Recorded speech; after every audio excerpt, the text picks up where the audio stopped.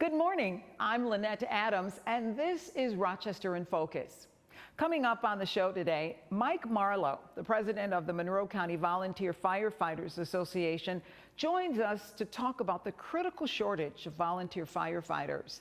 This comes 1 week after firehouses across New York State opened their doors looking to recruit prospective volunteers.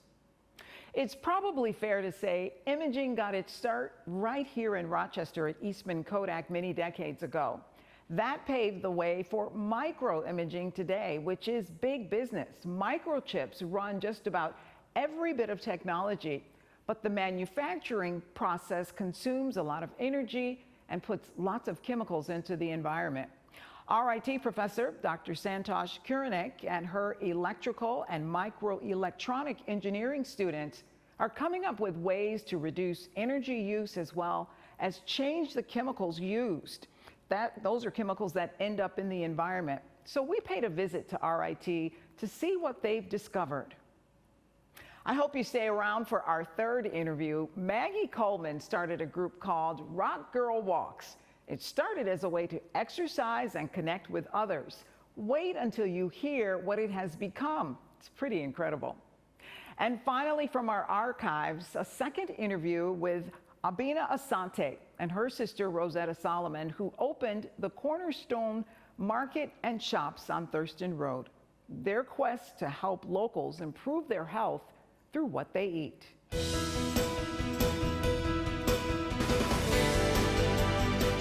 Firehouses across New York State are hurting.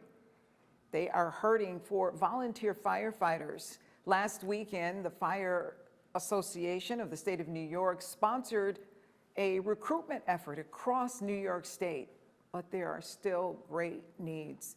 And I am talking with Mike Marlowe, who is the president of the Monroe County Volunteer Firefighters Association, about this problem. Mike, thank you for joining us. Thank you for having me. How bad is this problem? Well, Lynette, a little over 2 decades ago, New York State had about 120,000 volunteers. And in that time, we've declined and lost almost 40,000. So we're down to about 80,000, and we're seeing the effects of that. Now, when you say that, we're seeing the effects of that, what does that mean? Well, that leaves the burden of responsibility on fewer men. Time constraints are a concern. Overloading, overworking the men is a concern. And as you would imagine, being a volunteer, not everybody is available every minute of the day. So we have a smaller pool of volunteers at the ready. Now, you've been in fire service for years, since you were a teenager. What has kept you in it? That's a desire within that I just enjoy, helping the community, giving something back, and being a part of a solution to somebody that's in crisis. And that can come, that satisfaction to me comes from something as simple as a car in a ditch and somebody that bumped their head just needs some assistance to getting out, to a full-fledged fire, you know. So there's a whole gamut of emergencies that we respond to, as you can imagine. A lot of fire departments depend heavily on volunteers, more now than ever, right? Exactly. Why is that? Is it budget? Is it because of budgetary concerns? Mostly. Departments that are hurting for men and volunteers have to supplement that somehow, and a lot of times they're often forced to hire on paid men and women, and of course when that happens, those strains and effects are felt by the community, because you know that budget has to get paid for somehow. And a lot of your rural departments that are still 100% volunteer are proud of that fact, because it does keep their tax base low for the community. There are reasons to become firefighters, volunteer firefighters.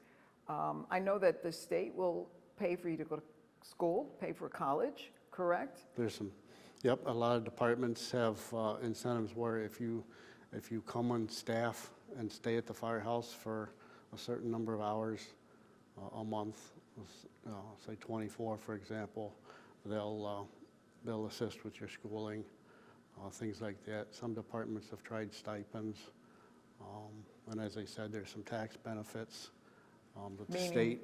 that you get, you're exempt of certain taxes? Is that Exactly. how that works? New York State offers a tax credit of $200 for every volunteer, first responder, EMS personnel. In addition to that, you may know that Governor Hochul signed some legislation in 2022 allowing us to take a 10% tax break on our property tax through the towns. So that helps. And every little bit helps. But again, at the end of the day, it's what's in the individual's heart, and I don't look for anything in return for what I do.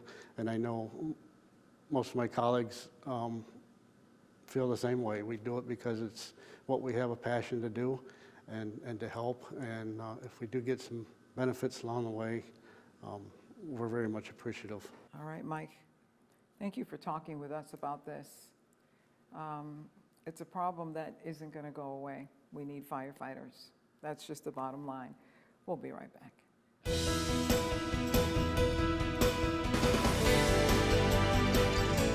Most of us at home don't think about microchips, yet they run just about every piece of electronic equipment that we use, from our cell phones to our laptops. And the students here at RIT are looking for ways to manufacture microchips using less energy and safer chemicals. And I'm talking with two students who do that every day, Paul Jacob, who is a PhD candidate, as well as Will Shuey, who is a master's degree candidate. Thank you for joining me. Thank you, Lynette. First of all, tell everybody why we have these outfits on. That's a great question, Lynette. So we are in a clean room. The microchips that we fabricate here at RIT are very small, often much smaller than the diameter of your human hair. So a single particle of dust can damage many devices. So we want to keep this environment as clean as possible to avoid contamination and failures. And that's why we are dressed up like this. Makes sense to me. So let's talk about manufacturing microchips. A lot of energy is used in manufacturing these microchips. What are we talking about? For many microchips, for many facilities, the fabs, as they're called, some of these fabs can use as much energy as a small city, which is a tremendous amount of energy for a growing industry, an industry that's going to be growing in the future. And we are talking about a major corporation that's moving into Syracuse, Micron, that's going to be making microchips. That's a lot of energy, I would imagine. Correct. It's going to affect everybody in New York State, basically. Anybody who's connected to the grid, and it's going to cost a lot more energy to be created in the future. And chemicals. A lot of chemicals, not always the safest chemicals are used, right? Tell us about that. That's correct. For example, this tool right behind me is called a reactive ion etch system. It uses some dangerous gases like carbon tetrafluoride and trifluoromethane, which are forever chemicals or PFAS gases, to remove materials like silicon. So this is an example of a tool that uses some pretty gnarly chemicals. So let's talk about what you guys are doing here, because you're looking for ways to use safer chemicals, right? That's correct. And you're looking for ways to use less energy. Are there safer chemicals that can still do the job? There absolutely are. There are methods to do etching without these chemicals, and Will can talk a little bit about some of that. Sure. So this particular tool that we're looking at is called a reactive ion etcher, and it uses harmful PFAS gases. There's an alternative method that can do the same thing that this tool does, called ion beam etching, which uses inert gases only. It doesn't use any harmful chemicals. It doesn't release them into the environment where they're toxic and bioaccumulative and stuff. So that's one of the options that we're exploring, replacing tools like that with safer alternatives. Most people would think, why do I have to worry about the chemicals if I'm not around that? Well, these chemicals are bioaccumulative, which means that they build up in the environment. They're very difficult to get rid of because they're so stable. They're stable compounds. And they have tremendous health effects. So it's bad for everybody who has contact with them. So tell us about the work that you do here during the day. What are you doing to learn about better chemicals and better ways to produce microchips? So we're constantly monitoring data from our tools. We collect the amount of energy that each tool uses. We look at every chemical that goes into the supply chain and that comes out. as a waste product. So by looking at everything really carefully, we're able to quantify and qualify the usage of chemicals and energy, allowing us to look for better ways to do it. So do you have anything you want to share with us that you've learned or that you've picked up already that you think is pretty exciting that's on the frontier? So this example that we'll just talk to you about is something new that we're doing. Using ion milling instead of reactive ion etching is a good solution to reduce the amount of PFAS gases that we use. That's one of the things we've identified early on. And do you think we will actually be able to make microchips without the use of so much energy? Is that is another concern? Yeah, it is a concern. It will likely not be possible to, be completely. These fabs use a tremendous amount of energy as a baseline, but there are ways to mitigate it and to replace tools with energy-saving tools in order to make things more energy efficient in the future. Well, that's good because pretty soon microchips are going to will rule the world. Gentlemen, thank you so much for joining us, and we'll be right back.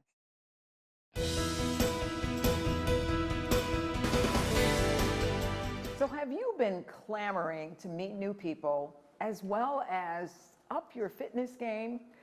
We have something today that just may interest you. It's called Roc Girl Walks, and I'm talking with the creator of Roc Girl Walks, and it's exercise, it's socializing, it's all that. Maggie Coleman is the inventor of Roc Girl Walks. Thank you for being here. Thanks for having me. So I want to talk about this because it's such a cool idea that you started a year ago. In fact, you are celebrating your 1-year anniversary. Tell us a little bit about Roc Girl Walks and where it came from. So Roc Girl Walks came from a brainchild of mine that I was thinking about starting a walking group in Rochester, simple enough. It's evolved over time into more of a social group, women only. Yeah, and that's the basics of it. So you were already a walker, Yeah. and you said, maybe I'll get some friends or some people, not friends necessarily, but just some people who want to walk with me. Yeah. Let's get together, let's have a social aspect, something other than work and home and chores and all of that stuff. Let's get together. And it really just started at the basis of that. And it's grown to something where friendships have been blossoming. It's been wonderful. One of the things we were talking about earlier is you look for different locations, but you're always looking for free things. You're always looking for scenic views. Tell me a little bit about how you choose where you're going to walk. So we've been doing about 2 walks a month, official walks a month. And from there, I try to pick spots where they are scenic. There's parking, hopefully a restroom nearby. I start with that, and I try to spruce it up every time. I try to do, the east side of Rochester, the west side of Rochester, sometimes the city. So I do try to give everybody the full gambit of Rochester. Give me a sense of what a typical event will bring in. So what started as just the walks, we do 2 of those a month, and we've sprinkled in some events, the social events, just because what I noticed was at the walks, we were having so much fun, we were hanging around after, and it just kind of was like, man, we need to do more things. We have a board game event that we've done. We have literally line dancing event that we did. We're doing something with Jiva Theater. We're going to Lilac Festival. So we have all of these different things sprinkled in. So there's something for everyone. And what happens during the walk? Is it just the walk, or do you do the 3 miles, you stop and eat? I mean, what happens during your walk? So I do the first Saturday of every month. And then I also have a weekday walk, which changes. Sometimes it's a Wednesday, sometimes it's a Thursday, and that's at 6 p.m. Those seem to be the busier ones than the weekend ones, just because I think that people have a lot going on, on the weekends. And those typically are just the walks. Those are just the 3-mile walk. We meet up, we hang around for about 10, 15 minutes, then we take off, then we come back, everyone, chats a little bit, and then they leave. Sometimes I do sprinkle in maybe a little coffee after. We'll stop by a coffee shop and have coffee. The social events, I've tried really hard to kind of keep those as standalone events. Now, we're talking about women, so there's the issue of safety. Yep. So I know that you are very specific about how you get in touch with people, how people get in touch with you, how they learn about the walks. Can you talk a little bit about that? Yeah, that's a great point. So what I wanted to do off the bat was I don't want to post it publicly. I want to stick to one platform, more or less, on Instagram and share. If you want to find out about the walks, please sign up for my email list. I have a database. Sign up for it in about 2-3 days ahead of these walks. I'll shoot you an email and I'll tell you all the details. And that way I kind of have a little bit more control than posting it to social media and having it out there for everything. I do also have a secondary platform, so if you wanted kind of an elevated experience and you wanted to get in on the other events, I do have a group and an app that's where all of that is. And you're finding that people in the group are starting to connect with one another, right? Yes, so I keep seeing in that app itself, you know, hey, I want to go for a walk with my dog. Does anyone want to come and join? And so it's really wonderful to see that, or asking for recommendations, or asking, I saw the other day a woman said, hey, I want to go rock climbing. Anyone want to go rock climbing on Saturday night? So those type of connections are happening, and it's wonderful to see, yeah. How can people find out more? How can women, if they're watching this, they're interested in learning more, what's the best way to get in touch with you? What's the best way to learn more? Instagram, it's just Roc Girl Walks. That's it. And I have the links to sign up for the email and through the app, through the link in there. Yep. Oh, I love this idea. Thank you. Great idea, Maggie. And somehow or another, I feel like in a few years from now, we're going to be talking about something so much bigger than you ever thought. Hope so. Thank you for being here. Thank you. And we'll be right back.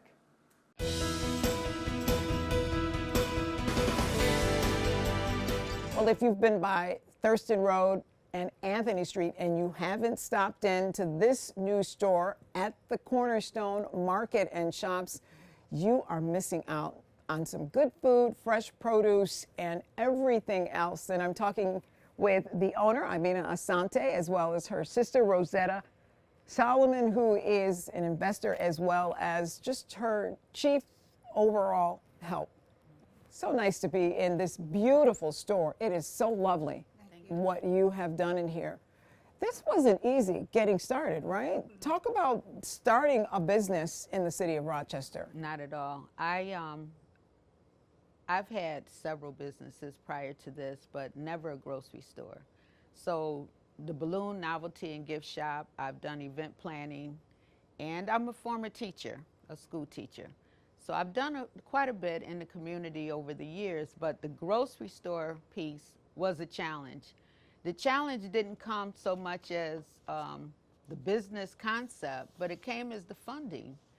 I thought that if I could prepare essential or have an essential grocery store with fresh fruits and vegetables, that the city would come knocking on my door and giving me all the funds that I need to get this venture started. I started with Recco, and I appreciate Recco. Shout out to you all for giving me the loan and considering our business plan as a good plan for the city. But I want you to know, Lynette, this all came from family, friends, and out of pocket. We never got a grant. We paid significant amount of money, and we're paying it as we speak on a loan. And so I'm still looking for those grants wherever they are. Gillibrand, Meeks, Food Desert, no Food Desert here. Right. And you pretty much gutted this building and brought it to From what it scratch. is today. From scratch. There was mold, mildew, asbestos. We, our contractor, I need to shout out to them also. Our contractor did an amazing job with the few pennies that they got. And we were talking earlier, and you said, I advise other people who are going into business to be prepared to have capital. Be prepared. If you don't get the funds, move on. If this is your pet project, if this is your vision, keep going. Don't get discouraged. Just keep going. Eventually, it'll fall into place. Now, let's just, let people know what they can find here at the Cornerstone. What is the core product that you have here, or what is your mission here? My mission is to introduce healthy eating concept. And in that, we provide fresh fruits and vegetables. We also have a daily soup. But the most important thing, we're finding that our community has a lot of illnesses, especially at our age. And so we want to introduce it starting from the young people, letting them know. But we also have a lot of customers that have alternative eating styles, eating habits. So we're complementing them with fresh produce, tofu, different products. So not only do you provide the fresh produce here in the store, but you also deliver it. I know when I came in, you were preparing a box. And do people get to choose what's in that box? Yeah, we have a list going out every month, and they can choose what they need. If they run out, they might can double up. And so that's everything from fruits, Fruits, vegetables? vegetables, and produce, potatoes, yams, Collard and greens. collard Okay. greens. Right. And that's a subscription. So they sign up and once a month they're going to get their fresh Yes. produce Yes, box. they can choose from a list of about 40 different items. How important is it for you to be on this corner? It's a paradigm shift. And I think it's very important for our community to know that we're here. Rarely can you find an African American owned grocery store in our whole community. You can find all other nationalities, but you do not find African American. So we're representing, letting them know that not only can you have a business, but we're here to help support you. So it sounds like there's a little bit of everything here. A little bit of You get some everything. fresh produce, hot food, as well as other grocery store items. Right. Balloon, novelty, and gift shop. Yes. Let me just quickly ask before we go, how does it make you feel that you're providing this service in your community for your people? It's intrinsic. It's intrinsic. I feel motivated to continue a mission that's needed. And wherever there's a need is, we fill in the gap. I would imagine it makes you proud. Yes, very Yes, proud, Yes. very happy. A Thank lot you. of nice peoples in the area that comes in. Thank you for letting us come in. Thank you for having us. It's a wonderful place, Thank and you. we'll be right back.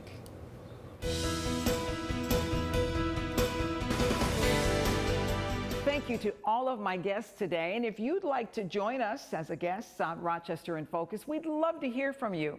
You can reach the News 10 NBC Newsroom at 232-1010, or you can email us directly at rif@whec.com.